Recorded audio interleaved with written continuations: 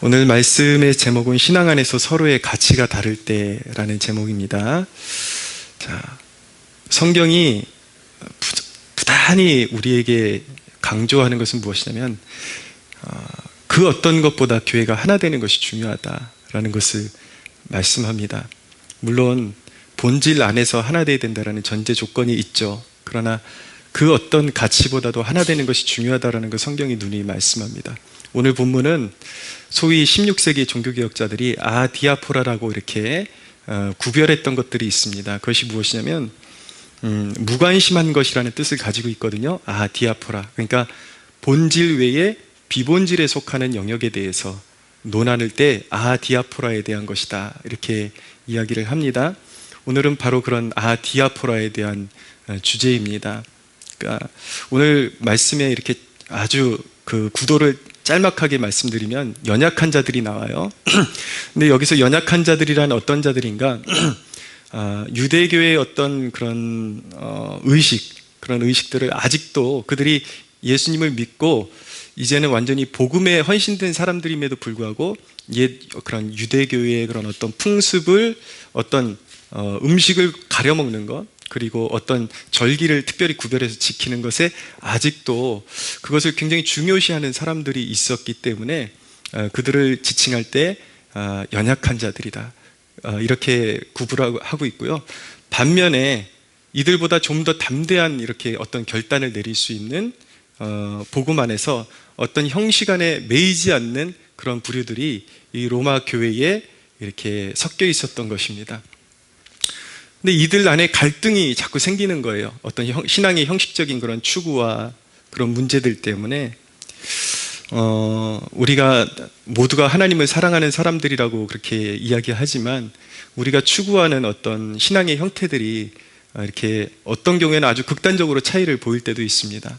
저는 이 양쪽을 다 경험한 사역자 중에 한 사람인데, 제가 사역했던 어떤 한 교회는 완전히 전통적인 교회, 아주 예배 때도 찬송가 외에는 이렇게 부르지 않는 그런 교회였고, 그 분위기 자체가 완전히 전통적인 교회에서도 제가 사역을 해봤고, 또 한 곳은 아주 열린 교회, 그냥 그 예배 때도 그냥 현대식 찬양만 이제 계속 이렇게 도입해서 하고, 그런 양극단을 제가 다 이제 경험을 했거든요.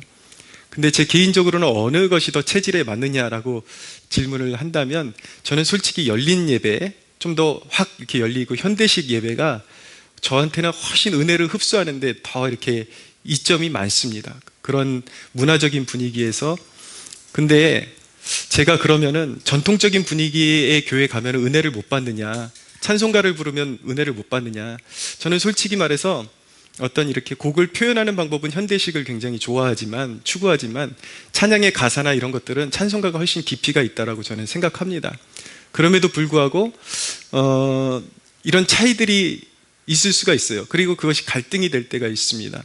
근데 저는 개인적으로 그런 열린 예배를 좋아하지만 전통적인 찬양을 부를 때, 저는 심지어 어느 수준의 교회까지 사역을 해봤냐면, 아직도 풍금이 있는, 이렇게 옛날 그 학교에 가면은 선생님들이 치던 풍금이 있지 않습니까? 그런 풍금을 놓고 있는 교회에도 이제 사역을 해봤는데, 그런 전통적인 예배에서 완전히 전통적인 분위기로 예배 드려도 저는 그렇게 눈물이 나고 그렇게 감동이 와요, 솔직히 말해서.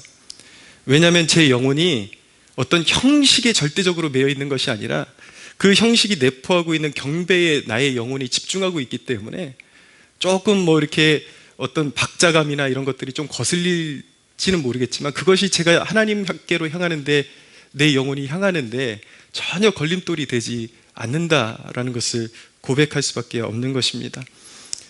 근데 오늘 본문의 핵심은 이런 문제 가지고도 많이 서로 성도들 간에 손가락질하고 이제 갈등을 일으키고 그런 경우가 있는데, 이런 차이들보다 단순히 이런 예배 차이만 말씀드리는 것이 아니라 하나의 예를 지금 들어드린 것입니다. 이런 차이가 있을 수 있다는 것이죠. 가치관의 차이가.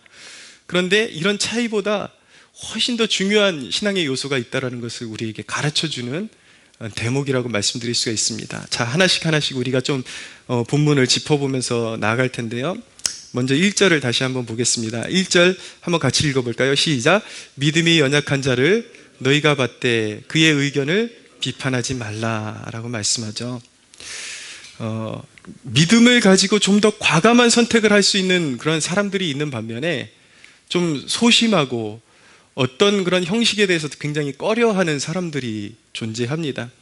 근데 여기서 믿음이 좀 강한 자로 표현되는 사람들은 그런 믿음을 소유하고 남들보다 좀 더 과감하게 삶의 형태를 선택할 수 있는 사람들을 지칭하는 것이죠. 예전에 그 온누리교회를 창립하셨던 하영조 목사님의 그 간증을 제가 잠깐 접한 적이 있는데, 이분이 대학교 선교회 CCC에서 훈련을 받으셨고 그리고 CCC 간사로 활동하셨던 분이거든요. 근데 본인이 이렇게 CCC 활동을 할 때 예전에 전국을 돌면서 전도 활동을 했던 간증을 이야기하시는데, 복음을 전하러 전도 여행을 가서 잠을 어디서 잤는가? 이렇게 사찰 있지 않습니까? 절에 가가지고 스님들한테 양해를 구하고 거기서 방 하나 얻어가지고 잠을 자고 일어나면 또 복음 전하러 다니고, 이렇게 자기 신앙 양심에 전혀 거리낌이 없고 그렇게 할 수 있었던 이유가 무엇이냐면 세상의 우상은 아무것도 아니라는 믿음의 고백이 있기 때문인 것이죠. 그런 우상들을 두려워할 필요도 없고 전능하신 하나님 손 아래 모든 만물이 속해 있는데 그까짓 것 우상이 나한테 무슨 해코지를 할까? 그런 믿음 가지고 이제 절에서 사찰에서 방을 얻어가지고 잠자고 그 다음에 전도 여행 다니고 그랬던 이제 이야기를 하는 것을 보게 되는데, 어떤 경우에는 사람들이, 어떤 부류의 사람들은 절 근처만 가도 머리가 좀 아프고 좀 뭔가 깨름직하고 나는 그런 거 맞지 않는다라고 고백하는 사람들이 있단 말이에요.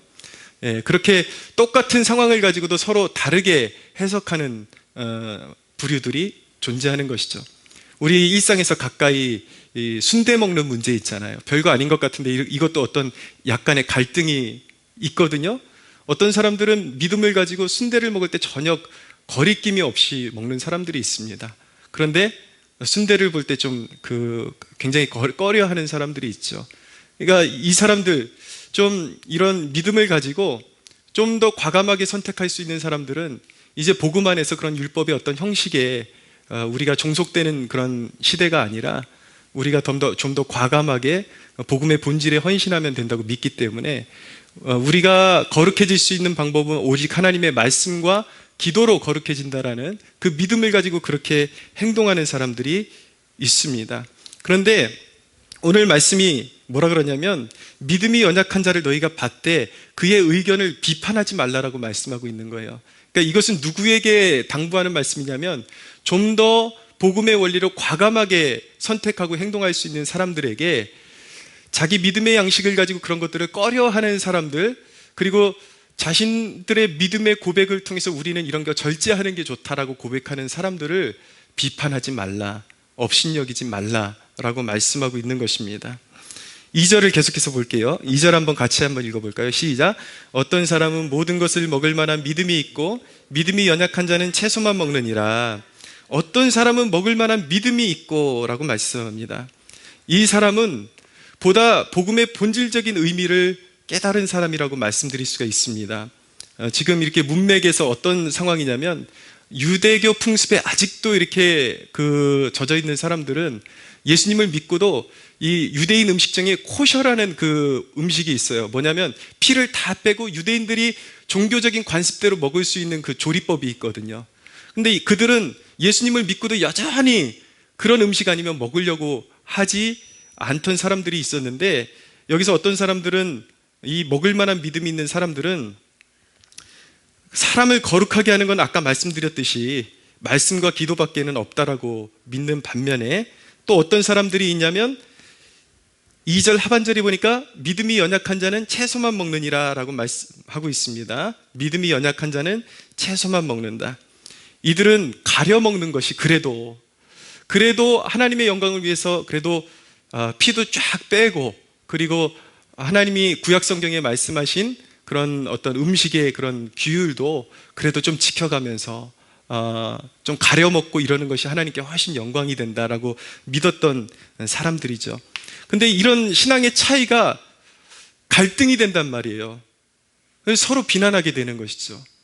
그런데 오늘 성경이 말씀하는 것이 골자는 그 차이를 가지고 주제넘게 서로 비판해서는 안 된다라는 말씀입니다. 왜냐? 왜 서로를 비판하면 안 되는가? 오늘 3절에 보니까 하나님이 그를 받으셨기 때문이다 라고 말씀하고 있는 것이죠. 3절 한번 같이 읽어보겠습니다. 시작. 먹는 자는 먹지 않는 자를 업신여기지 말고 먹지 않는 자는 먹는 자를 비판하지 말라. 이는 하나님이 그를 받으셨습니다. 아멘. 하나님이 그를 받으셨기 때문이다. 이거보다 중요한 것은 없다라는 것입니다. 우리는 자꾸 상대방을 평가할 때 우리의 몸에 젖어 있는 어떤 관습을 가지고 상대방의 신앙을 재단하고 평가하려는 그런 유혹을 받습니다. 전통적인 찬송을 좋아하는 사람들은 아까도 말씀드렸듯이 어떤 현대적인 찬양, 열린 예배를 추구하는 사람들을 향해서 자꾸 저 사람들은 깊이가 없고 어떤 정도에서 벗어난 사람들이다, 그렇게 자꾸 비판을 하는 그런 경향을 보일 때가 참 많아요. 근데 역으로 그런 어떤 열린 예배를 좋아하는 사람들은 그런 전통적인 분위기를 좋아하는 사람들을 향해서 형식주의자들이다, 아직도 복음의 의미를 제대로 깨닫지 못해가지고 저렇게 갇혀있는 그런 바리새인 같은 사람들이다 라고 그렇게 업신여기기가 쉽다라는 것입니다. 근데 문제는 무엇이냐면 그런 갈등이 심화되면 어디까지 가는가? 서로 손가락질하고 그냥 스타일만 나랑 안 맞아 여기까지 가는 것이 아니라 주제넘게 저 사람들은 하나님의 자녀도 아니야, 심지어는 실제로 그런 싸움들이 빈번합니다. 저건 마귀의 자식이야. 저런 예배 형태는 마귀가 막 지 마음대로 섞어놓은 예배지 그건 진짜 예배가 아니야 라고 그렇게 그냥 조금 다르면 다 마귀의 자식이라고 그렇게 치부해버리는 그런 경우들이 생긴다라는 것이죠. 어떤 잣대로요? 하나님의 잣대가 아니라 우리의 잣대로 그런 일들을 사람들이 벌이고 있다라는 것입니다. 그러나 하나님의 말씀은 우리에게 어떤 교훈을 주고 계시냐면 우리가 옳다라고 생각하는 우리의 어떤 행습도 우리의 구원에 일말의 기여도 하지 않았다라고 말씀하고 있는 것입니다. 우리끼리 자격을 논하자면 하나님의 입장에서는 자격 있는 자가 한 사람도 없다라고 말씀하고 있는 것입니다. 우리는 모두 그리스도의 은혜로 구원받은 것입니다. 할렐루야. 예, 제가 여러분들보다 어떤 신앙의 하나님을 섬기는 예법이나 어떤 가치관, 그리고 하나님 앞에 정성스럽게 섬기는 것에 대해서는 제가 여러분들보다 좀 더 앞서 있고 여러분들을 지도할 그런 어떤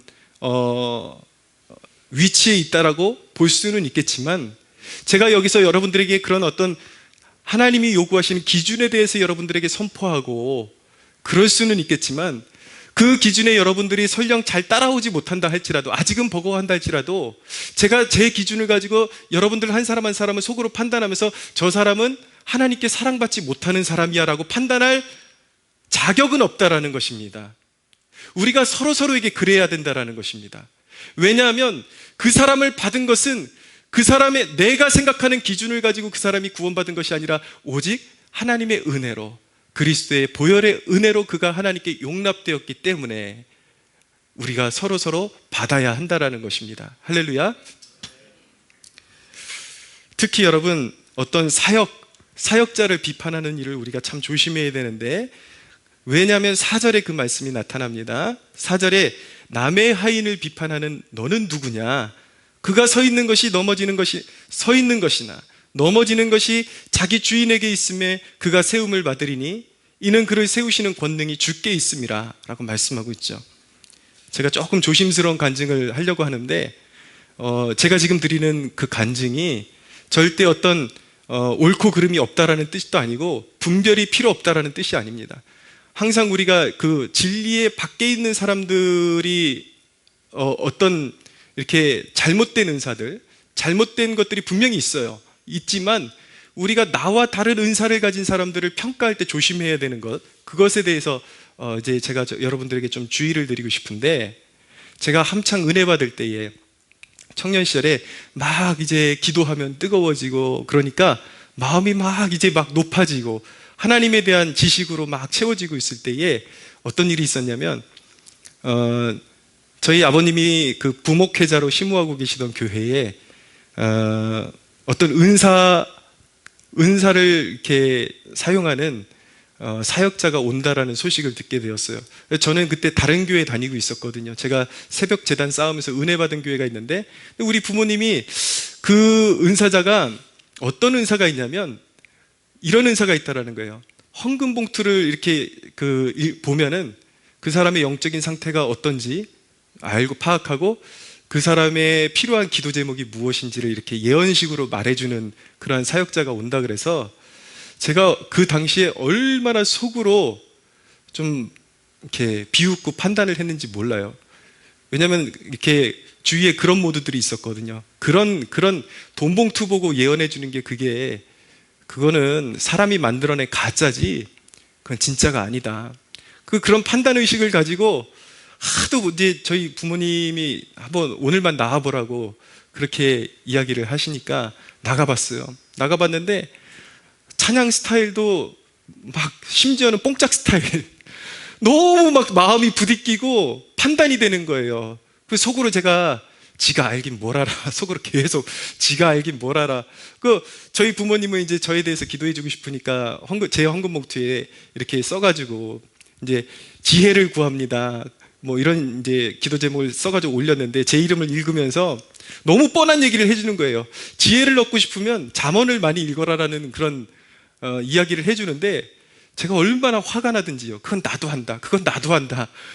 얼마나 제가 속으로 그 사역자를 평가하고 비판하고 업신여기고 빨리 이 예배 언제 끝나냐 그러고 그냥 나와버렸거든요.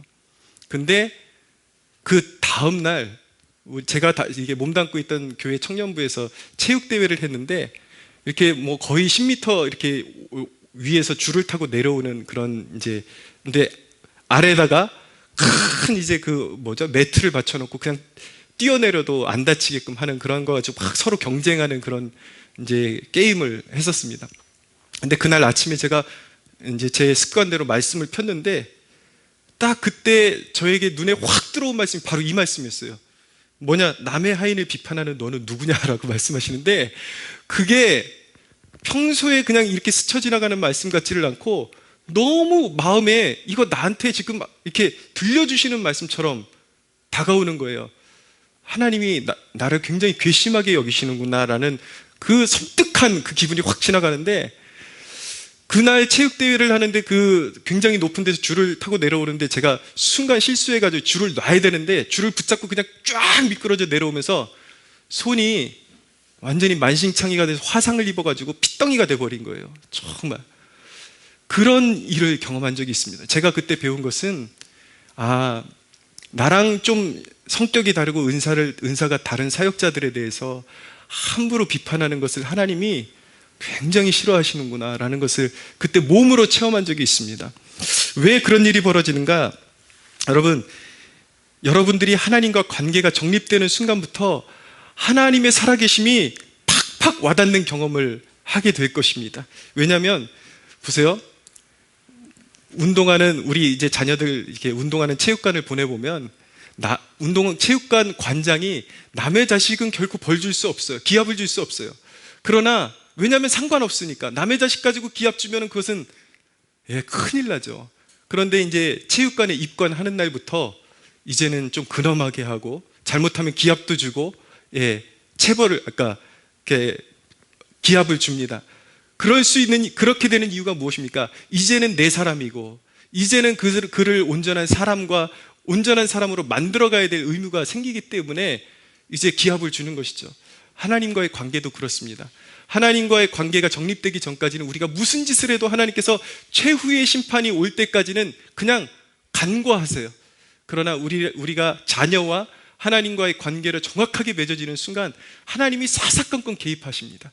그래서 우리가 이제 어떤 잘못을 하고 남을 주제넘게 판단하고 이럴 때 하나님께서 반드시 거기에 맞는 체벌을 우리에게 주신다라는 것, 징계를 주신다라는 것, 그것이 바로 하나님과의 인격성이라는 것을 우리가 깨달아야 되는 것이죠. 그런데 그것이 결코 나쁜 일만이 아닌 것이, 이렇게 징계를 이야기하면 저 사역자는 왜 저렇게 징계를 자주 이야기하느냐 그러는데, 하나님이 우리에게 주시는 징계는 바로 그 속성은 사랑이라는 것을 깨달아야 하는 것입니다. 할렐루야. 우리를 사람 만드시고 하나님의 자녀다운 자녀 만드시는 하나님의 과정이다라는 것을 깨달을 수 있어야 되는 것이죠. 남의 하인을 비판하는 누구냐, 여기서 배울 수 있는 두 가지가 있는데, 하나는 무엇이냐면 어떤 이의 믿음의 수준을 논하기 전에 그가 하나님의 소유라는 점이 더 중요하게 봐야 된다는 것입니다. 그리고 두 번째는 어떤 사람의 믿음을 논할 때 그의 진실성을 판단하실 수 있는 분은 오직 하나님뿐이 없다. 하나님만이 재판장이시다. 할렐루야. 예. 그래서 우리가 분수를 넘어가서는 안 된다라는 것을 성경이 가르쳐주고 있는 것입니다. 그런 어떤 우리 안에 신앙의 차이보다 하나님이 중요시하게 생각하시는 것은 무엇인가? 그가 그 일을 행하는 목적이라는 점을 우리가 이해해야 하는 것입니다. 5절에서 7절을 한번 읽어보겠습니다. 5절에서 7절 또박또박 한번 읽어보겠습니다. 시작. 어떤 사람은 이 날을 저날보다 낮게 여기고 어떤 사람은 모든 날을 같게 여기나니 각각 자기 마음으로 확정할지니라. 나를 중히 여기는 자도 주를 위하여 중히 여기고 먹는 자도 주를 위하여 먹으니 이는 하나님께 감사하며 먹지 않는 자도 주를 위하여 먹지 아니하며 하나님께 감사하느니라. 우리 중에 누구든지 자기를 위하여 사는 자가 없고 자기를 위하여 죽는 자가 없도다. 그 어떤 형식이 어떤 형태를 취할까 보다 더 중요한 것이 하나님의 영광을 위하여, 주를 위하여 하는 그 정신이 더 중요하다라고 말씀하고 있는 것입니다. 우리가 교회에 와가지고 예배 드리면서 은혜를 가로막는 이유가 무엇입니까? 스스로가 은혜를 자꾸 막게 되는 것이 무엇이냐면 자신 안에 형성된 어떤 형식주의에서 비롯된 그 거리낌, 그것이 자꾸 은혜의 물줄기를 막는 거예요. 좀 열린 예배에 와 있는 사람이 자꾸 나는 전통 예배가 좋은데 그러고 어떤 형식에 매여가지고 거리낀다면 그 예배에 흐르고 있는 은혜를 스스로가 막아버리는 것입니다. 그리고 열린 예배를 좋아하는 사람이 자꾸 전통적인 교회에 가가지고 나는 이런 분위기 싫어 자꾸 이렇게 고집부리면 분명히 거기에도 하나님의 역사하심이 있는데도 불구하고 은혜의 물줄기를 스스로 막아버리는 꼴이 되는 것이죠. 그러나 5절 하반절에 보니까 뭐라고 말씀하고 있는가? 각각 자기 마음으로 확정할지니라 라고 말씀하고 있는데, 자, 여러분들이 속한 자리에서 은혜 받을 수 있는 그 최대치의 수치를 끌어올릴 수 있는 방법을 제가 말씀드리자면, 여러분들이 속해 있는 교회가 정한 것을 따르는 것이 가장 건강한 것이다. 할렐루야. 예. 자꾸 여러분들이 다니는 교회를 가장 소중하게 여기고 사랑하고 거기서 똑같은 복음의 본질 안에서 어떤 교회는 예배 형식이 좀 다를 수도 있고 어떤 교회는 헌금에 대한 가치관을 좀 다르게 표현할 때도 있습니다. 그러면 판단하지 말고 그 교회가 추구하는 방식으로 따라가는 것이 가장 은혜 충만을 유지할 수 있는 방법이라는 것. 우리와 같은 복음의 본질 안에 있는데 다른 교회가 좀 형식을 다르게 취해요. 그럼 주제넘게 그것을 비판할 이유가 없는 거예요. 그 교회에 뭔가 이유가 있겠지. 그 교회에 세우신 목회자의 어떤 그런 영적인 영성과 그 방향성에 따라서 그게 좀 다를 수도 있겠지. 그리고 이해해야 되는 거지, 주제넘게 나와 다르면 마귀 새끼들, 이래서는 안 된다라는 것입니다. 물론 올바른 교리 안에서 지금 말씀드리는 거예요. 선 밖으로 벗어나서도 안 되는 거지만 주제넘게 비판해서는 안 된다라는 것입니다. 교만은 금물입니다. 나만이 마치 하나님을 최고로 사랑하는 마음을 가진 것처럼 자부심을 갖는 것, 그것은 영적인 오만이에요. 여러분, 우리가 비판을 두려워해야 하는 이유는 종말론적인 이유에, 궁극적으로 종말론적인 이유에 있다는 것을 성경이 말씀하고 있습니다. 10절에서 12절을 보겠습니다. 10절에서 12절 한번 읽어볼까요? 시작. 내가 어찌하여 내 형제를 비판하느냐? 어찌하여 내 형제를 업신여기느냐? 우리가 다 하나님의 심판대 앞에 서리라.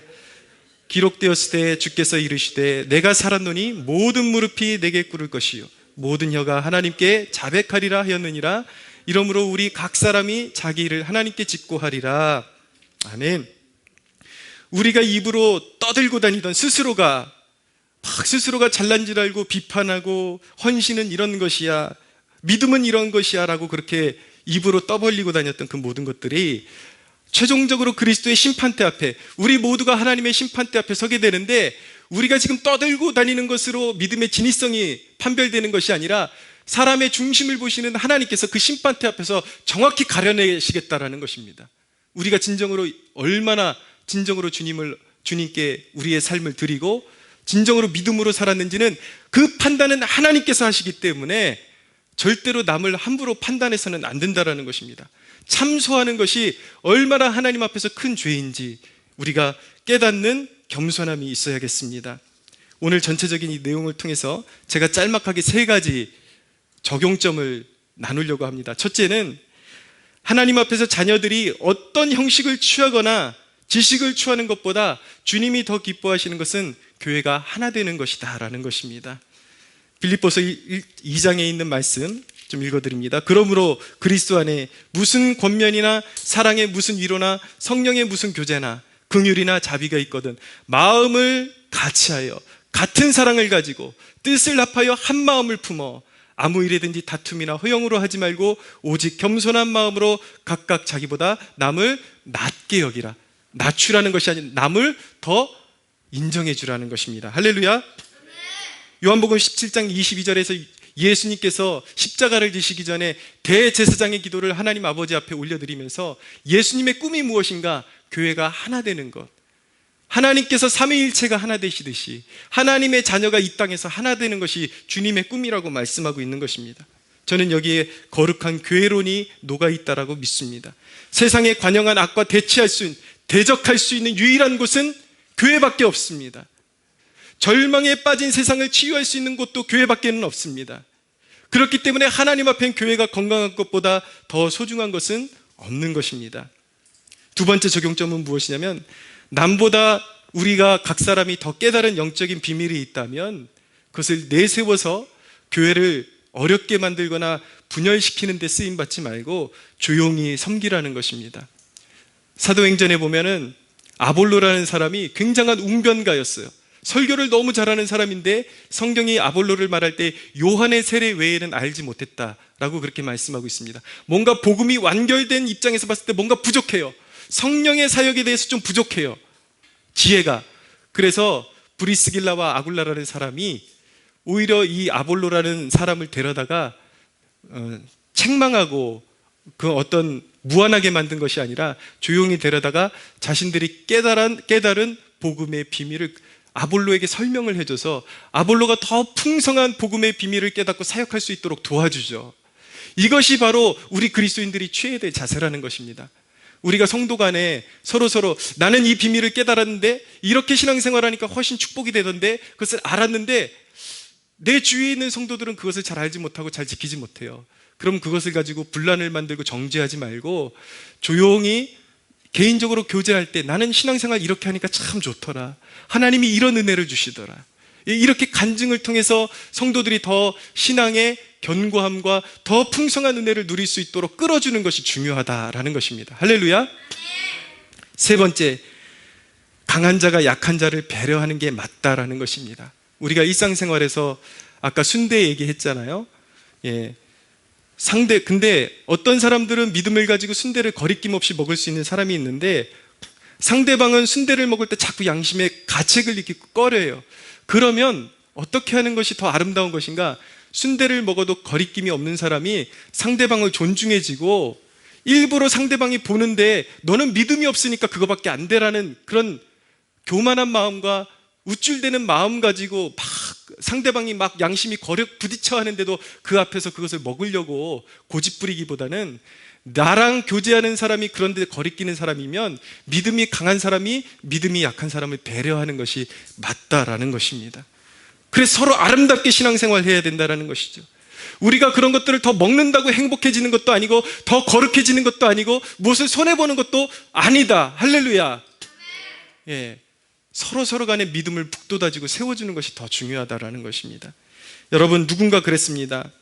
우리가 서로 서서 일렬로 줄을 맞춰서 서로 쭉 하늘을 향해서 손을 뻗으면 그 중에 키에 따라서 그리고 리치에 따라 길이에 따라서 좀 더 길게 뻗을 수 있는 사람이 존재할 줄 있을 수는 있겠지만 그 모든 사람의 손이 하늘에 닿을 수 없는 것은 매 한 가지다. 우리가 하나님 앞에서 그런 존재라는 것입니다. 앉아서 판단하는 일에 우리는 얼마나 능숙해져 있나요? 그런 사람들 굉장히 많습니다. 제 자신도 그런 부분을 이 말씀을 준비하면서 내가 더 다듬어져야 되겠구나, 조심해야 되겠구나, 그런 것을 깨닫기도 했지만 또 한편으로 보면 제 자신이 굉장히 또 판단받을 때도 많았습니다. 아주 새파랗게 어린 청년들이 제가 신앙에 대해서 이렇게 글을 쓰면은 좀 자기가 이렇게 의견이 다르면 어떤 경우에는 저에게 한 20살 어린 청년들이 저에게 말을 놓고 반말을 하면서 하나님을 위해서 십자가를 지고 목회자가 갈 각오를 해야지 심지어는 그따위로 살면 되냐라는 식으로 그렇게 반항하는 사람들도 있어요. 근데 저는 물어보고 싶습니다. 당신은 얼마나 실제로 입으로만 나불대는 그러한 헌신, 오직 주님, 그것이 아니라 당신은 얼마나 주님을 위해서 진짜 하나님 나라를 위해서 썩어져 봤고, 얼마나 주님 앞에서 무릎 꿇고 울어봤고, 얼마나 실제로 금식해봤고, 하나님 나라의 확장을 위해서 몸부림쳐봤고, 하나님의 영광을 위해서 스스로 가난한 길을 선택해봤고, 얼마나 스스로 십자가를 지고 자기 부인을 했길래, 얼마나 자신감이 넘치길래, 얼마나 하나님 보시기에 떳떳하길래 그렇게 막말을 내뱉고 하나님 나라 위에 헌신된 하나님의 사역자들을 위해서 그렇게 함부로 말을 하나요? 어제까지 기르던 양에게 교회 안 나와서 찾으러 갔더니 물대접으로 얼굴에 딱 끼얹는 그런 대접 받으면서도 양들을 찾아간 적 있나요? 사람들이 우습게 보고 그리고 아무것도 아닌 것처럼 보이는 사역자들이 그런 수욕과 모욕을 참아가면서 양떼를 돌보고 있다는 사실 알고 있습니까? 여러분, 우리는 늘 주님 앞에 연약한 자들이기 때문에 주님의 한없는 긍휼히 여기심이 필요하고, 또 우리는 서로 부족하기 때문에 서로 긍휼히 여기는 자세가 필요합니다. 할렐루야. 여러분, 마태복음에 나오는 1만 달란트 빚진 자가 왜 결국 하나님께 정죄당했습니까? 자기는 큰 빚을 지고 하나님께 용서받고, 자기는 자신에게 조금 잘못한 친구를 용서하지 않았기 때문에 영원히 정죄받고 만 것입니다. 사랑하는 여러분, 하나님은 우리 각 사람에게 부요하십니다. 긍휼이 한이 없이 긍휼을 베푸십니다. 할렐루야. 그렇기 때문에 우리는 하나님께로부터 그 사랑을 받은 사람들이기 때문에 서로에게 관대해져야 하고 서로를 용납하는 그러한 믿음의 백성이 되어야 할 줄로 믿습니다. 우리 하나님께 영광의 박수 올려드리겠습니다.